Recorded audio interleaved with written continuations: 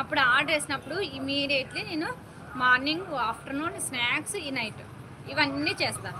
అవి చేసినప్పుడు కూడా పిల్లలు తప్పు చేసినా కరెక్ట్ చేస్తున్నారా, కరెక్ట్ మాట్లాడుతున్నారా, ఏం చేస్తున్నారు ఏంటి అనేది కూడా మనం చెప్పాలి. స్కూల్లో పోతే బ్యాగులు మోసుకొని పోవడం సంస్కారం కాదు. తన బ్యాగ్ తను మోసుకోలేకపోతే మొయ్యి, ఆ బ్యాగ్ బరువు ఎంత ఉందో నీకు తెలియాలి. ఆ బ్యాగ్ బరువులో మీ అమ్మ మీ నాన్న పడిన కష్టం విలువ దాంట్లో తెలియాలి. వీళ్ళు పెట్టి బుక్కులు తీసిస్తున్నాం కదా, దాని విలువ తెలిస్తేనే కదా వాళ్ళు చదువుకునేది. చదువుకుంటేనే కదా సంస్కారం వచ్చేది. అందుకే తెలియాలి, కష్టం విలువ తెలియాలి. 10 రూపాయలు ఇచ్చి స్కూల్కి స్నాక్స్ కొనుక్కోపోండి అనేది కాదు. ఆ స్నాక్స్ తినడం వల్ల మీకు ఏమేమి ఇన్ఫెక్షన్స్ వస్తాయి, మీకు ఎలా ఉంటాయి, ఫీవర్ వస్తుందా, స్టమక్ పెయిన్ వస్తుందా, హెడేక్ వస్తుందా, మీరు నిద్రపోతున్నారా, ఏం చేస్తున్నారని తెలియాలా. ఊరినే పేరెంట్స్ 10 రూపాయలు ఇచ్చేది పిల్లలు పంపించే. తల్లికి ఓపిక ఉండాలి. తండ్రి ఎంతసేపు ఉంటాడు, తండ్రి ఎంతసేపు సంపాదిస్తూ ఉంటాడు. తల్లికి బాధ్యత ఉండాలి. పిల్లల మీద బాధ్యత ఉండి ఇది తినాలి, ఇది తినకూడదు, నువ్వు ఇలా ఉండాలి, ఈ డ్రెస్ వేసుకోవాలి, ఇట్లా పెరిగితేనే నువ్వు లైఫ్లో బాగుంటావు, ఏది నష్టము ఏది కష్టము తెలియచేయాల.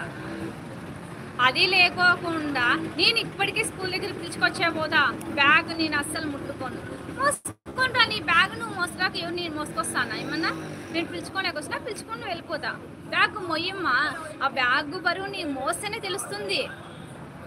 ఆ బ్యాగ్ బరువు ఎంత ఉంది, ఈ బ్యాగ్ బరువుకి మా అమ్మ నాన్న ఎంత ఖర్చు పెట్టినారు, నేను ఎలా చదువుకోవాలి, ఎలా ఉండాలి అనేది వాళ్ళకి తెలుస్తుంది. ఒక సిరప్ వేస్తాం, సిరప్ వేస్తేనే తగ్గిపోతుందా? తగ్గిపోదు కదా. దానికంతా ఒక టైం ఉంటుంది. అదేవిధంగా చిన్న మొక్కని మనం పిల్లలుగా ఇప్పుడు చిన్న అంటే 3 kgs ఉన్న పిల్లల్ని ఇంత పెద్దగా చేస్తాం, ఏమొస్తుంది? సంపాదించాలా. ఏం చేస్తున్నారు, ఎవరు పెడుతున్నారు సంపాదించి? కనీసం ఊపిరి ఆగిపోయిన మరుక్షణం ఇంట్లో కూడా పెట్టుకోలే ఎవరే కానీ. సంపాదించి ఏం చేస్తున్నారు? పెట్టుకుంటున్నారా?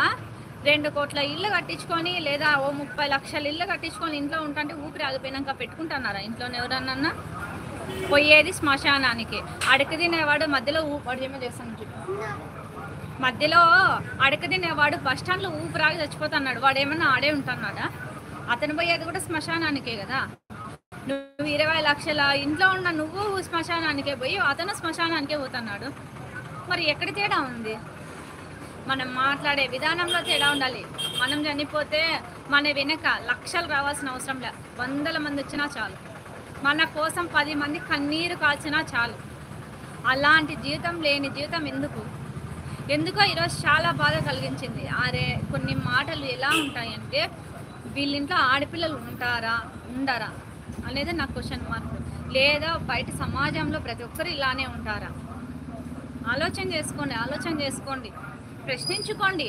మీ అమ్మ మీ చెల్లెల్ని అక్కడాన్ని ఎక్స్పెక్ట్ చేయండి, ఎలా ఉంటారు, ఈ సిచ్యువేషన్ మేబీ మా ఇంట్లో వాళ్ళకి వస్తే ఎలా ఉంటుంది ఏంటి అనేది ఒకసారి ఆలోచన చేసుకోండి. నేను గొర్రెల్లాగా మాట్లాడడం కాదు, ఏం మాట్లాడుతున్నాం, ఏం చేస్తున్నాం, ఎలా ఉన్నాం అనేది ఒకసారి రిపీట్ చేసుకొని నెక్స్ట్ టైం ఎలా ఉండాలనేది ఆలోచన చేసుకోండి. మనకి పశువులకి ఒక్కటే వేరియేషన్, పశువులు తెలుసుకోలేవు రాంగ్ ఏది రైట్ ఏది అని తెలుసుకోలేవు, మాటలు మాట్లాడలేవు. మనుషులం, మనం రాంగ్ ఆర్ రైట్ అని తెలుసుకోగలం, మాట్లాడగలం. ఎస్ మా స్కూల్లో వాళ్ళు కూడా ఎప్పుడు చెప్తానే ఉంటారు, ఇట్లా మీరు బ్యాగ్ మోగించుకున్నారు వీగా నేను కష్టపడి మీ మమ్మీనా మీ డాడీ కష్టపడతాను మీరే కదా, మీ చదువు కోసమే కదా అన్నీ చేస్తాను. మీరు బ్యాగ్ మోగితే మీ అమ్మ నాన్నతో మోగిస్తారా? మీ అమ్మ నాన్న స్కూల్కి వచ్చేళ్ళంటే మీద అని మా మమ్మీ ఎప్పుడూ తిప్పుతూనే ఉంటారు. మా మమ్మీనే చెప్తూనే ఉంటారు, మా టీచర్స్ చెప్తూనే ఉంటారు. ఇప్పుడు మాట్లాడండి. మా ప్రిన్సిపల్ రోజు వచ్చి చెప్తుంటారు, ఎప్పుడు మీ కష్టపడతారు, మీరే ఎప్పుడు కష్టపడతారండి, వేరే వాళ్ళతో కష్టపెట్టద్దండి, మీ చదువు మీరా చదివేది లేదంటే మీ పేరెంట్సా? మా అమ్మ మా నాన్నే మాట్లాడతారు. నీ పెంపకం ఎలా ఉంది అనేది మా పేరెంట్సే చెప్తారు తెలుసా. నేను అంత గాలి వదిలేసే ఏదో యూట్యూబ్లు చేసుకొని ఇది చేసుకోవడంలా, అది ఆలోచన చేసుకోండి. అన్నం కలిపి గోరుముద్ద పెట్టేటప్పుడు తన బిడ్డ ఉన్న ప్రేమ కూడా కలిపి పెడుతుంది.